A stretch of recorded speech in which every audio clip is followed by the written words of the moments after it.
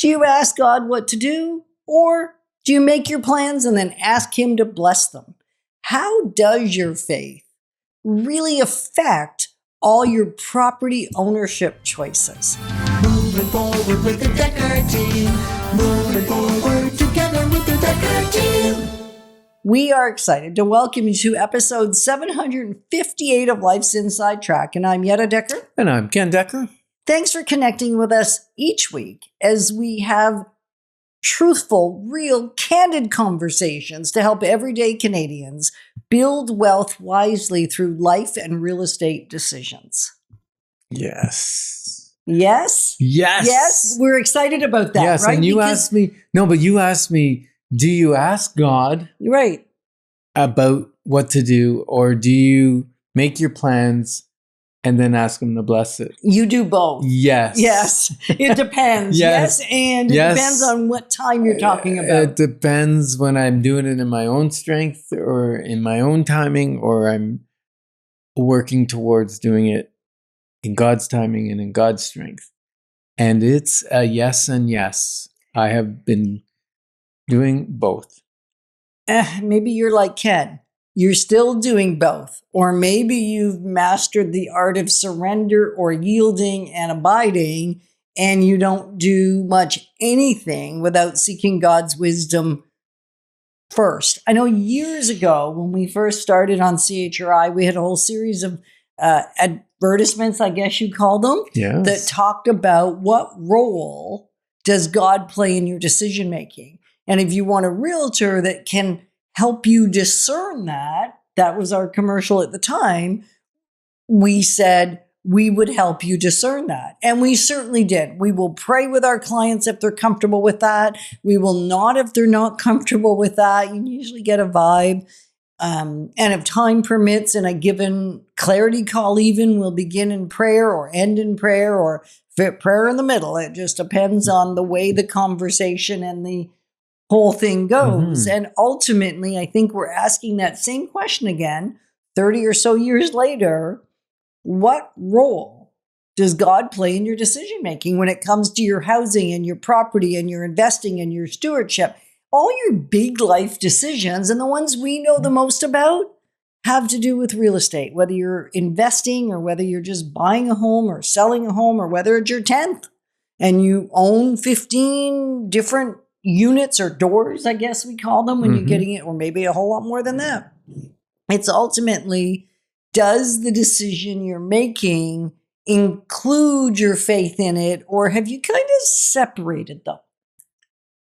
It's a great question. And, I turn to scripture sometimes when it's, the question is lying there and I'm going, James 1:5 says, if any of you lack wisdom, you should ask God, who gives generously to all without finding fault, and it will be given to you. That's you, and that's me, and that's you, Yetta. Yeah. So when we're trying to figure out what we should do, should we buy a house? Should we move? Should we buy our first house? Should we invest? Should we leverage our house and invest in a property? Seek God for His wisdom, and He will bring it. He will. Isn't that cool? This is a core truth, I guess I'm going to say, is that just because we seek God and His wisdom and His guidance, He may not give us the entire big picture, a full vision. Maybe you are somebody that gets a vision and you can see it all laid out and you're willing to navigate the things that don't go quite according to the vision, rather than getting stuck on it. Right. What I know for certain He will do, as long as you're listening, because I know when I'm not listening, it don't really work. And when you're not listening, it doesn't work. Nope. Right? Or listening attentively. Yeah. Attention. Yeah. If that's not where my attention is, I can't get the wisdom. But I know that He'll give me at least the one next piece that gives me just enough to stand in faith as I keep moving forward. Can you think of a real live example or illustration in our lives or in the lives of a client, Ken, where He gave just enough Well, I think that, let me talk about Solid Rock for a minute, Solid Okay. Rock Realty. And, for many years we rented a space, and it's a fairly heavy cost to rent a real estate space. A commercial space. Commercial real estate Yep. space. And I knew that at some point God would want us to own something. Right, because it seems counter-sensible to be a real estate brokerage and have somebody else own the real estate that you're in. Yeah. And, there were several properties that came up that maybe we could build on. We tried to connect with other Christians and think if we could build a Christian center, where people would have Christian businesses and prayer would happen. And, the person that was saying hello to you at reception would be praying for you as you came in to see the different business people. It was a great vision.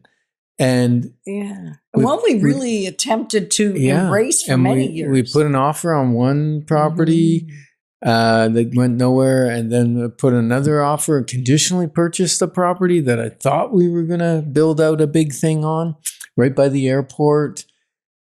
And it didn't go. But I believe God gave us the next step, and then the next step, and then the next step was no. Which was okay, because eventually it made buying the building that we're in now much easier, because we'd made other attempts at doing things. And now, in a way, we do have lots of other businesses in there because it's also a collab space. Mm-hmm. Because then COVID happens, as we all know, and all of a sudden 11,000 square feet of real estate space wasn't actually needed anymore. But back when we bought it, it certainly was, or the majority of it was. Realtors did a lot of work from the office. Now they do a lot of work from home. Right. And so now we're actually having that center, but not the way we thought it was going to happen. Nope. Like, we couldn't have written the script. And we're in an area right across the street from One Way Ministries, and we loan our building out to them sometimes. Sometimes they rent a room from us. The Booch Company is just down the street, and there's a church in there, and the Mets right down there. It's almost like God's redeeming that area, because there's a lot of Christian businesses and ministries going into that area. So did he direct there? Probably. And so sometimes I think in faith, you take one step and see what God says. Is he opening a door or closing a door? And sometimes it's not being so rigid and also set on the outcome. Like where I'm going to go through these obstacles no matter what. Right. As opposed to seeing, okay, here's an obstacle, God. Do you want me to go over it? Do you want me to go around it? Are you opening a different door? Are you taking me on a different path? All of this is part of seeking wisdom from God, I believe. Yeah, and all uncertainty doesn't get removed just because we're walking in faith, right? Like Proverbs 3:5-6 says, lean not on your own understanding, in all your ways acknowledge God, and he will make your path straight. So even if it doesn't feel straight the way you would define straight, he does take you there in the best way possible if you're allowing that to happen. That's been our lived experience. And as soon as I kind of get caught up in my own intelligence and wisdom, and we've spent this entire month on best decisions, wisdom, how do we get the answers? Do we rely on AI? Do we seek other people's perspective because it was great for them? So is it great for us? And now we're at the end of the entire month, show number 5, and we're saying, if you have faith, if you're a praying kind of person at all, you might just want to ask the Lord to give you wisdom and insight and perspective and insight and discernment before you make your plans, and simply ask him to bless them. It does go smoother. We've done both. We've been together, I guess it's almost 50 years since we met, and we've done it right sometimes, and we had no faith to rely on for the first decade and a half, I guess. And so we certainly see the difference before and after. Oh, yes. And we certainly see the difference of when we rely on thy brilliant self. Thy brilliant self. Thy brilliant self. And when we look at the scriptures and seek wise counsel from other people too, that is in alignment with our values. We have talked about this in some of the other shows back over the last 15 years or so. And that is seeking wisdom from someone that doesn't have aligned values isn't wisdom.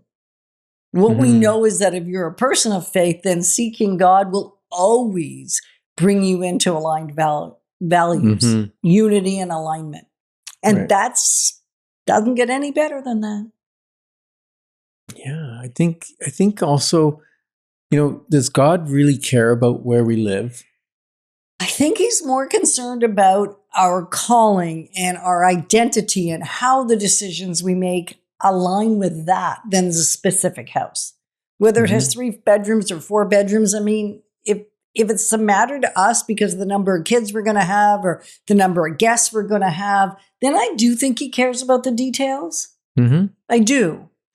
And I think we can get caught up in little things that maybe aren't of significant importance. If it doesn't align with my identity and my calling and my stewardship responsibilities, then I think the address is less important. I mean, because it affects everything. Where I live affects what, Ken? Well, it affects your finances, affects your generosity, your tithing, your hospitality, your stewardship. How about your family? Your family. Your generosity affects your marriage, your relationship, your peace. All of these things are affected. And that's why, we recently had a couple and they went to the bank and the bank said, oh, you're qualified for $1 million. And then they said, and in our discussions, we were asking about quality of life, what do they like to do and whatever. And they said, well, we want to tithe and we want to go on mission trips and we want to support this missionary foundation and we want to support this particular missionary. And I said, okay, so then what they said was, so the bank qualified us for $1 million, but we want to buy at 700 or 750, somewhere in that range. And so we were able to find them the right house and the right price range that allowed the rest of their life to continue on. And I think that's honoring God. If we said, oh, no, just, the pressure's there from friends and things to go, oh, well, buy the nicest house you can get, buy the biggest house. But then that would affect the rest of their life parts. Right, and how they do everything. Right, because how we live does, like even how much maintenance we have to do and whether it's a big lot or a little lot and all those things are part of the conversation. Yeah. So what role does God play in your decision making? We go right back to what we were talking about 30 years ago. Yeah. Where does he fit in? And we're encouraging ourselves and we're encouraging you to remember to bring him in at the beginning, not on the tail end when you say, you got to make this happen for me. Yeah, the size of your mortgage should support your life and your mission, not compete with it. Absolutely. If you're facing any kind of important real estate related decision of any kind, I said, you might want to book, or we're inviting you to book a clarity call. It's free. It's about 15 minutes at dekkerteam.com. And that way you'll just hopefully get insight into your one next best step. Won't give you all the answers. It ought to give you some faith-filled direction. Life feels lighter when we navigate it with others. Thanks for joining us on Life's Inside Track. And remember, when we move forward together, we've got this. Moving forward with the Dekker team. Moving forward together with the Dekker team.